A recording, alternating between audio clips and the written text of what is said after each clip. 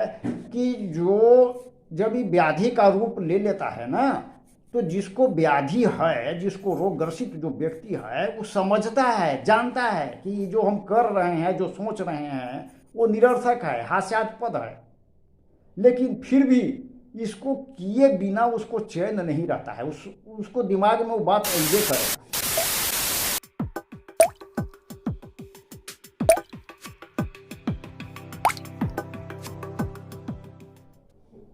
नमस्कार, आप सबों को हमारे चैनल पर स्वागत है। आशा करते हैं आप लोग भगवान की कृपा से कुशल मंगल से होंगे। तो चलिए आज के चर्चा को आगे बढ़ाया जाए। आज का चर्चा का विषय है, पिछले वीडियो में जो ओसीडी पर जो चर्चा किए थे उसी चर्चा को आगे बढ़ावे में। तो आप लोग पूरा वीडियो देखने का प्रयास करेंगे, और जो लोग सब्सक्राइब नहीं किए हैं वो कृपया सब्सक्राइब कर दें। सब्सक्राइब करने से आप लोगों को न कुछ खर्चा होता है, न कुछ मुझे मिलता है। हाँ, उत्साह जरूर बढ़ता है, और उत्साह से वीडियो बनाने का प्रयास करूँगा। इसलिए सब्सक्राइब करने में, लाइक करने में, कमेंट करने में कंजूसी मत करिए, कुछ खर्चा तो होता नहीं। तो चलिए अब चर्चा को आगे बढ़ाया जाए। तो देखिए, पहले संक्षेप में ओसीडी क्या है इस पर बात कर ले। हो सकता है कि जो वीडियो आज देख रहे हैं वो पिछले वीडियो नहीं देखे हों, तो सबसे पहले ओसीडी क्या है थोड़ा सा संक्षेप में बता देते हैं। तो ओसीडी का फुल फॉर्म होता है ऑब्सेसिव कंपल्सिव डिजॉर्डर, यानी कि ऑब्सेसिव का मतलब क्या हो गया? जुनून, सनक, मैनिया और कंपल्सन। यही जो जुनून, सनक, मैनिया जो है जब कार्य रूप में परिणत हो गया तो हो गया कंपल्सन, माने करने के लिए बाध्य हो गया जब, अब कर दिया तो हो गया कंपल्सन। तो यही हो गया ऑब्सेसिव कंपल्सिव। ये ऑब्सेसिव कंपल्सिव जो है ना, सब में थोड़ा बड़ा रहता है। ऐसा नहीं है कि किसी में रहेगा ही नहीं, रहता है थोड़ा बहुत सब में। लेकिन अंतर है, क्या है दोनों में, क्या अंतर है, कब ये रोग बन गया और कब सामान्य है, इस चीज को समझना होगा। तब ना जैसे कि इलाज के व्यवस्था करेंगे, इसको समझना होगा। तो बात यह है कि जो जब ये व्याधि का रूप ले लेता है ना, तो जिसको व्याधि है, जिसको रोग ग्रसित जो व्यक्ति है, वो समझता है, जानता है कि जो हम कर रहे हैं, जो सोच रहे हैं, वो निरर्थक है, हास्यास्पद है, लेकिन फिर भी इसको किए बिना उसको चैन नहीं रहता है। उसको दिमाग में वो बात अइबे करेगा। साधारण जैसे एग्जाम्पल के रूप में कहते हैं कि किसी को बारंबार लगता है कि दरवाजा बंद नहीं किया है, मेन गेट है सब बंद नहीं किया है, या हाथ बारंबार धोने के विचार मन में आता है।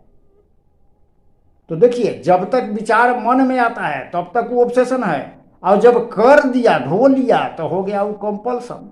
उसके माने कहने का मतलब कि जब तक वो धो नहीं लेगा हाथ को, उसको चैन नहीं मिलेगा।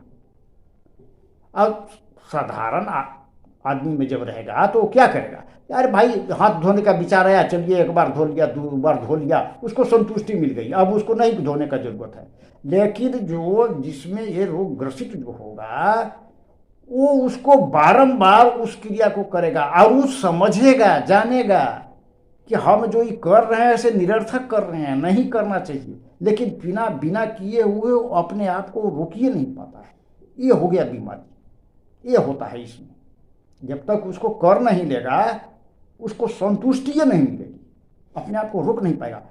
तो अब देखिए, ये तरह के जो है ऑब्सेसिव ओसीडी जो होता है, एक प्रकार का बहुत सारा वैरायटी है। जैसे वो हो गया क्लेप्टोमेनिया, हो गया किसी को चीज चुराने की आदत हो गई, कोई हो गया पाइरोमेनिया, आग लगाने की जो है कि प्रवृत्ति है, उसको दिमाग में आता है आग लगा देगा, चीज़ों को आग में फेंक देगा, किसी को तोड़ने फोड़ने के प्रवृत्ति होती है। तो तरह तरह के हो सकता है, ऐसा नहीं है कि एक बात है वो प्रकार के। किसी को जैसे कि कुछ है, किसी को कुछ है, किसी को वॉशिंग मानिया है, किसी को हाथ धोने की मानिया है, तो तरह तरह के है। लेकिन अब चलिए, ये तो हो गया, तो अब देखेंगे कि इसका कारण क्या है।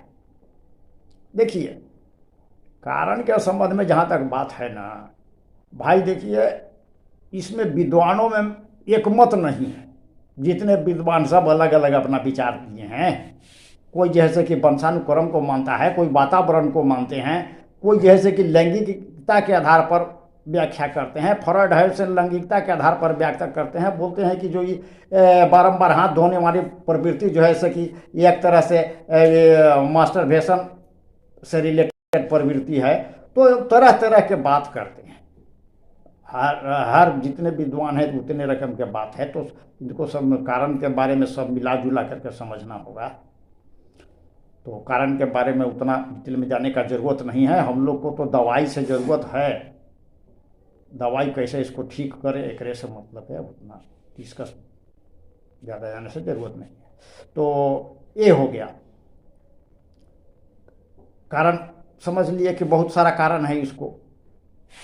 कोई वंशानुक्रम को मानते हैं, कोई लैंगिकता के आधार पर व्याख्या करते हैं, कोई जैसे कि पारिवारिक कारण मानते हैं। लेकिन एक बात जो है ना से निर्विवाद रूप से सत्य है, ये है कि ओसीडी में क्या होता है ना कि ओसीडी के कारण के रूप में किसी विचार या क्रिया की जो पुनरावृत्ति होती है ना, ये एकदम निश्चित है।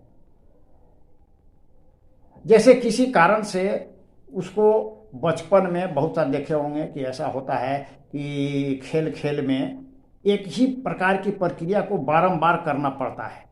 वही प्रक्रिया खेल खेल में, खेल के नियम है कि उसी को बारंबार करना होता है।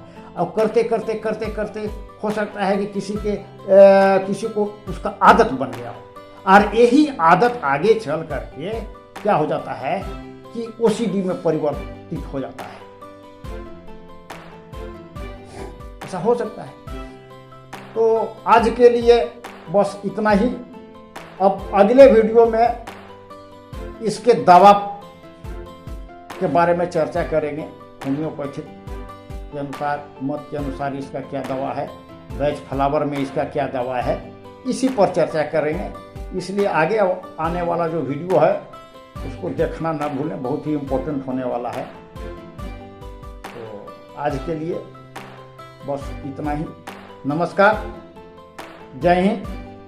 फिर मिलेंगे अगले वीडियो में, तब तक के लिए विदा लेते हैं।